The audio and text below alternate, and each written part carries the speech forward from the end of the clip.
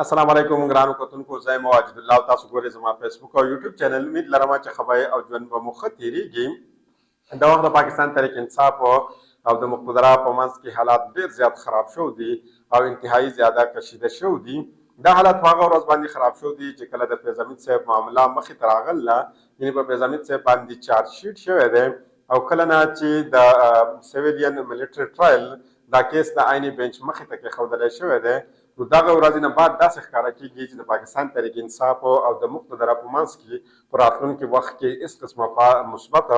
څه نه کېږي او نه روان دي. یعنې دا وخت موږ دا توقع نشو کولی چې د پاکستان تحریک انصاف او د مقتدره په منځ کې څه مثبت کردار به ادا شي. خو په دې وخت کې موږ وینو چې د مسلم لیگ نون د طرف نه یو خودکشه یا یو اټیک چې کومه دی دا په مقتدره باندې شوی دی او یقینا په دې وخت کې داسې ښکاره کېږي چې د عمران خان صاحب او پاکستان تحریک انصاف باندې دا قسمت چې د دوی دا مهربانه شوی دی، ځکه چې د دې دومره سختیانو باوجود د دوی دپاره ښه خبرونه را روان دي. مخکې داسې نه ښکاره کېږي چې د دوی دواړو په منځ کې به حالات د بهترۍ طرف ته لاړ شي، خو داسې ضرور ښکاره کېږي چې مسلم لیگ نون او مقتدره به په خپلو کې په راتلونکي وخت کې دومره زیاته مصروف شي چې دوی ته به فرصت نه میلاویږي چې د پاکستان تحریک انصاف نوم دوی په خولې باندې والي یا د پاکستان تحریک انصاف معاملات دوی وګوري. یعنې په خپلو کې به دوی د یو بل سره دومره زیاته مصروف شي، ځکه چې د مسلم لیگ نون او بالخصوصا د شهباز شریف صاحب یو قریبي کس هغوی چې پرون کومه سټیټمنټ ورکړی دی، یقینا هغوی په اور باندې د تیلو د اچولو کار کړی دی. یعنې داسې ښکاره کېږي چې په اور باندې هغوی تیل اړول دي او د هر څه هغه ګرم کړي. دا هغه سټیټمنټ و چې د دې نه مسلسل مقتدره دوی منع کول چې تاسو دا سټیټ مه استعمالوئ، دا سټیټمنټ چې تاسو کومه ورکوئ د دې نه تاسو منع شئ. خو هغې ویله چې بس مزید چې کومه دی موږ نوره صبر نه شو کولی او هغې هغه سټیټمنټ چې کومه دی راښکاره کړو او داسې ښکاره کېږي چې اسټبلیشمنټ یا مقتدره چې کومه بیانیه جوړه کړې وه هغه بیانیه د دوی د هغوی په اوبو کې وبیوله او د هغوی هغه بیانیه دوی ختمه کړه. راځو او اول دې طرف ته ګورو، دا پوره بیانیه او دا هر څه ګورو، خو د دې آغاز کړو چې آیا دا هر څه د کوم ځای نه خرابېږي. کله چې عمران خان صاحب د فاینل کال اعلان وکړو او 23 تاریخ هغې د 23 نومبر ورکړ، نو د هغې نه بعد موږ ولده چې پاکستان تحریک انصاف خو په 23 تاریخ باندې اسلام آباد ته راونه رسېده، بلکې دوی په 26 تاریخ باندې اسلام آباد ته راورسېدل. د 26 تاریخ او د 28 تاریخ د شپه چې کومه ده د دې دواړو په دې منځ کې، یعنې د 28 تاریخ شپه وه او د 26 تاریخ ختم شوی و. په دغه تاریخ په دغه شپه چې په اسلام آباد کې څه شوي دي، نو دا تاسو هم لیدل دي، ما هم لیدل دي او صرف پاکستانیانو نه دي لیدل بلکې انټرنیشنلي دا چې څرنګه د دې کورج شوی دی، یقینا دا د هېچا نه پټ نه دي، دا هر چا ته ښکاره دي، دا هر څه ښکاره شوي دي چې څرنګه هلته ګولۍ چلېدل دي، بیا څرنګه هلته شهادتونه شوي دي، څونه شهادتونه شوي دي، خلک څرنګه د هغه ځای نه تللي دي. یعنې دا ان د ریکارډ باندې دا هر څه پراته دي، په دې کې یو شی هم نه دی پټ شوی. د هغې نه بعد بیا موږ ولده چې پاکستان تحریک انصاف څرنګه کلیم وکړو چې د هغو نه څونه شهادتونه شوي دي، څونه کسان زخمیان شوي دي، څومره ورک شوي دي. بل طرف ته موږ د حکومت د طرف نه او د ریاست یو کلیم مخې ته راغی، د هغوی د طرف نه یو سټیټمنټ راغی چې نه خو په ډي چوک کې ګولۍ چلېدل دي او نه په ډي چوک کې شهادتونه شوي دي. یعنې اول خو دوی د ګولو نه انکار وکړو، دویم ځل پسې هغوی بیا څه د شهادتونو نه انکار وکړو چې نه په ډي چوک کې شهادتونه شوي دي او نه په ډي چوک کې ګولۍ چلېدل دي. یعنې دا سټیټمنټ د کوم طرف نه راځي؟ د حکومت د طرف نه راځي او د ریاست د طرف نه راځي. خو د دې نه په بله ورځ یعنې په هغه سبا باندې موږ وینو چې شهباز شریف صاحب ځي او خپلې کابینې ته هغه یو خطاب کوي او خپلې کابینې ته په خطاب کې چې څونه کریډټ دی د دې ډي چوک، دا ټول کریډټ هغه سي په سالار ته ورکوي، یعنې جنرال عاصم منیر صاحب ته ورکوي چې دا هر څه چې څونه هلته شوي دي دا چا کړل دي؟ جنرال عاصم منیر صاحب کړل دي. نو دلته خو دا د شهباز شریف صاحب دا کومه نیت چې کومه دی په دې باندې اوس دلته شوق دی چې آیا د دا کریډټ هغوی ته ورکاوه یا دا پوره ملبه هغوی نه شوه برداشت کولی، نو دا یې په جنرال عاصم منیر صاحب باندې اچوله. نو د بل طرف نه مقتدره هم دغه ملبه چې کومه ده په خپلو اوبو باندې نه شوه اچولی او نه هغوی برداشت کوله. نو د هغې نه بعد محسن نقوي صاحب مخې ته راځي، ځکه چې محسن نقوي صاحب دا وخت د حکومت حصه خو دی، خو هغه نه د نون لیگ په حصه ده او نه د شهباز شریف صاحب د حکومت حصه ده، بلکې د هغه د یو بل چا د حکومت حصه ده او هغه وزیر داخله دی، خو د بل چا وزیر داخله دی. د هغه د طرف نه یو پریس ریلیز جاري کېږي، یعنې د وزیر داخله د طرف نه جاري کېږي. په هغه پریس ریلیز کې پوره چارج شیټ وي پاکستان تحریک انصاف ده، خو پای کې یو پیراګراف وي چې هغه دی پوره دا نور چې څومره پریس ریلیز دی د دې نه مختلف وي. هغه پیراګراف کې چې کومه ده 2 شیزونه پای کې ویلی کېږي. یو پای کې دا ویلی کېږي چې د پاکستان تحریک انصاف او د فوج چې کومه ده په خپل منځ کې هیڅ قسمه انټریکشن نه ده شوی. دوی دواړه یو بل ته کله هم نه دي مخامخ شو. دویم هلته دا ویل کېږي چې پاک فوج هلته تعینات و، نو د فوج چې و صرف او صرف چې کومه اهمترین عمارتونو په هغې باندې تعینات و او د پاکستان تحریک انصاف یو کارکون هم هلته نه دی ورغلی، یعنې هلته د هغوی سره د دوی انټریکشن نه دی شوی. دا خبره ولې مخې ته راځي؟ دا داسې کار کېږي چې کله په اټک باندې د پاکستان تحریک انصاف کسان را ننوځي، نو هلته موږ وینو چې د پاکستان تحریک انصاف د پولیسو او د رینجرز د دوی په منځ کې چې کومه هغه سترګو پټولو والا پټپټونی ورته وایي، که کومه څه ورته وایي، انک مچولي چې ورته وایي، یقینا چې په پښتو کې ورته پټپټونی وایي، هغه لوبه چې کومه ده دا روانه ده د دوی په منځ کې. کله رینجر رامخته کېږي، کله پولیس رامخته کېږي او کله پاکستان تحریک انصاف رامخته کېږي، تر دې پورې چې حالات ډي چوک ته راورسېږي. ډي چوک ته چې کله پاکستان تحریک انصاف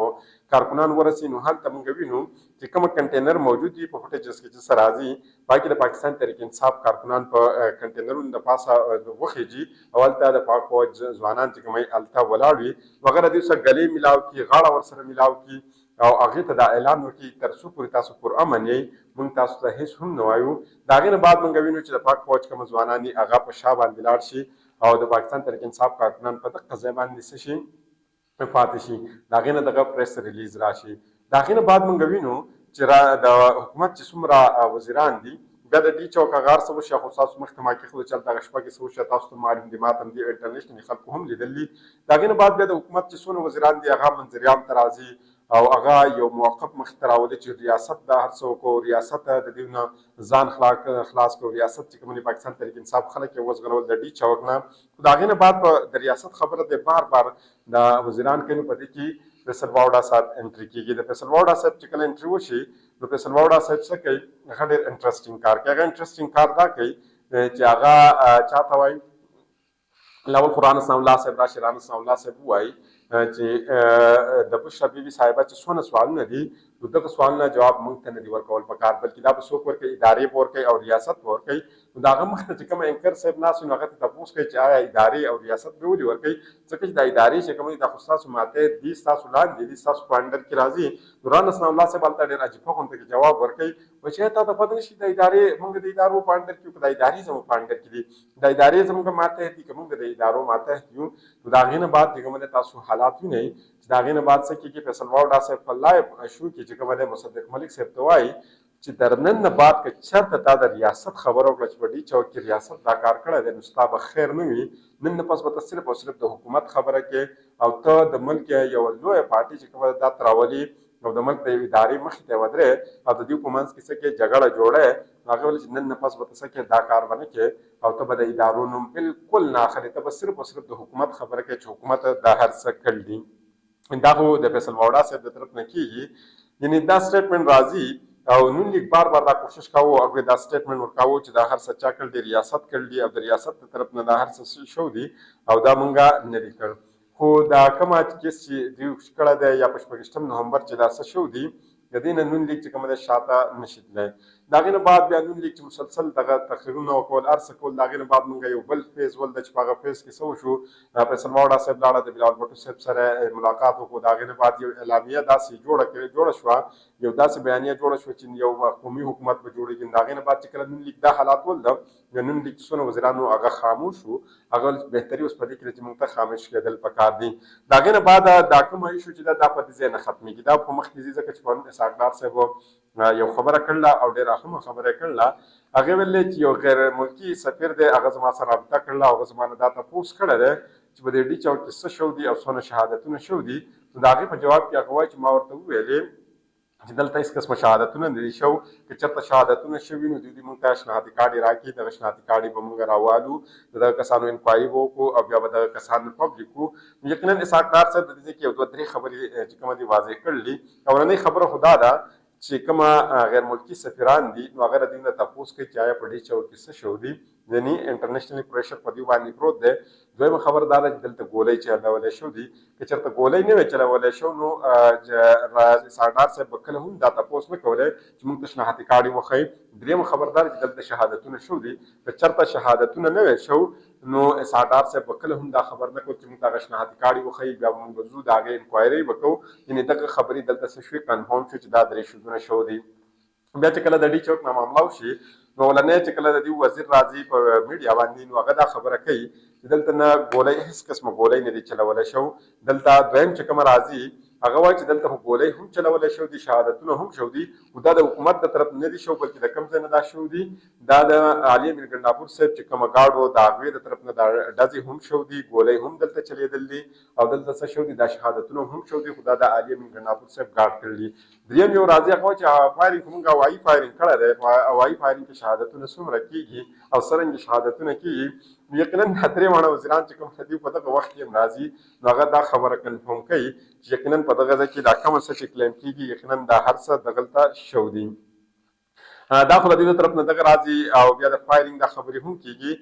خو په دې کې پرون د نواز شریف صاحب او د نون لیگ یو خاص کس دی بالخصوص نواز شریف صاحب چې د هغه نوم دی سینیټر عدنان الله، هغوی په سینټ کې په سینټ په فلور باندې چې کوم سټیټمنټ ورکړی دی یقینا اسټابلیشمنټ همیشه دوی د دې سټیټمنټ نه منع کړي چې تاسو دا سټیټمنټ مه استعمالوئ، تاسو بهر مه راځئ. خو هغه ویلي چې بس زه مزید نور نشم صبر کولی.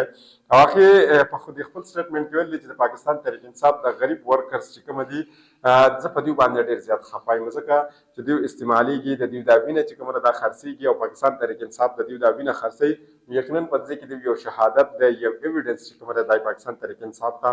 ورکړه چې یقینا دلته شهادتونه شو دي او دی پرې خفه دی. دغه لاسه کې د دې نه بعد چې دا کوم بل سټیټمنټ ورکړی دی دا د هغې نه چې کومه دی ډېر زیات ایویډنس او ثبوت چې کوم دی دا مخې ته راوړلی. دویم دی دا خبره کوي چې د پاکستان تحریک انصاف په ماشومانو باندې په بچو باندې چې کومه ګولۍ چلولی شو دي په هغې باندې زه ډېر زیات خفه یم او ما ته پرې ډېر زیات دوک دی، زه پرې ډېر زیات پښیمانه یم، زه پرې ډېر زیات په تکلیف کې یم. نو دلته نه خو ده بالکل 100% دا خبره کنفرم کړله چې د پاکستان تحریک انصاف په ماشومانو باندې د پاکستان تحریک انصاف په ورکرز باندې په ډي چوک کې څه شو دي ګولۍ چلېدل دي.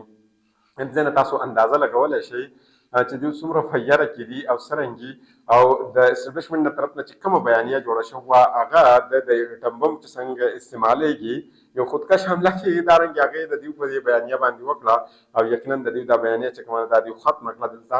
یعنې